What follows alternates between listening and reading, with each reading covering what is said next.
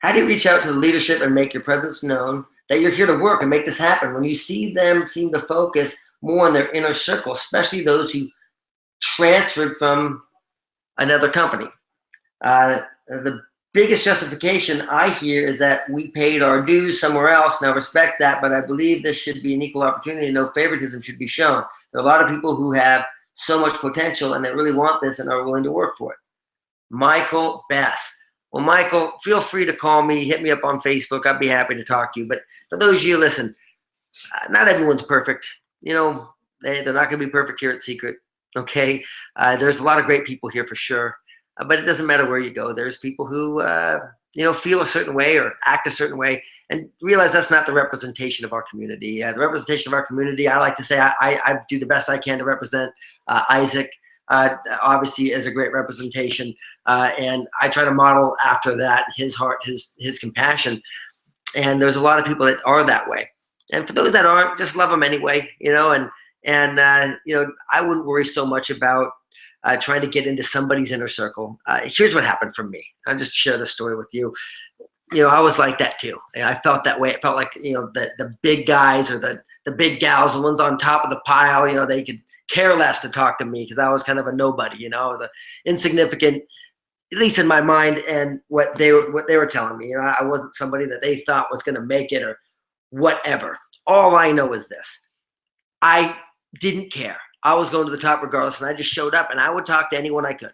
Any leader, I would go there, and how I wanted to get to know the leadership is because everyone wants to be in their ear. Most people, when they talk to the leaders, they want to start just talking, right? Saying everything they want to know. And usually a leader or someone who has information that you want doesn't want to sit there and listen to someone just talk at them for 5-10 minutes straight.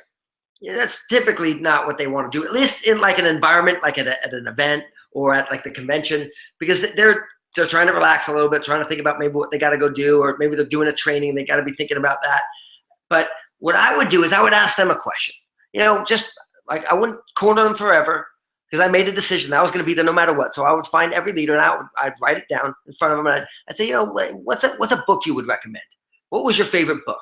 Or, Can you let me know what's one thing you think that would help me succeed? But I usually do the book thing, right? And I'll tell you why. And I write the book down. I would go read that book.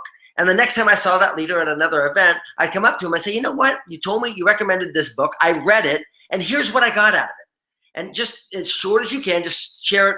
What I got out of it really was life changing. The book, The Alchemist, for example. Jesse McPherson gave me that book, and I loved it.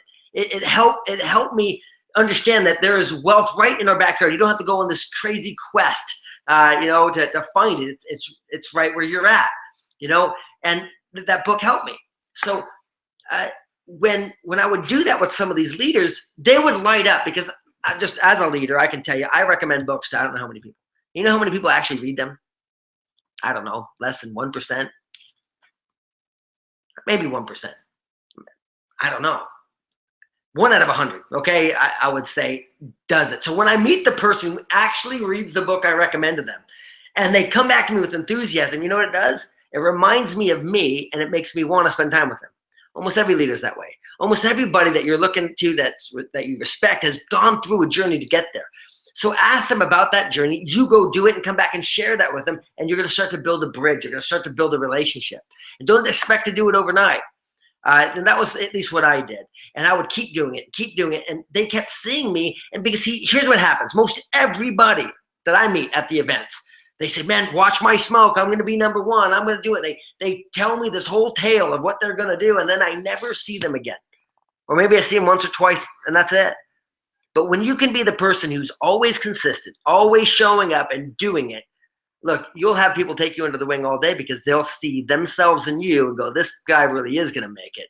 And you know what? If you're doing that to somebody and they just aren't that person to do that, it's okay. Keep going. I had to go, I don't know, I've gone through 10 mentors, 10, 15 people. You just kind of work your way up and find the people that have the values that you have the belief system that you have, and gravitate to them, and you'll eventually find yourself in the inner circle that's best for you, Michael. So anyway, hit me up on Facebook, buddy, and I look forward to seeing you at the event.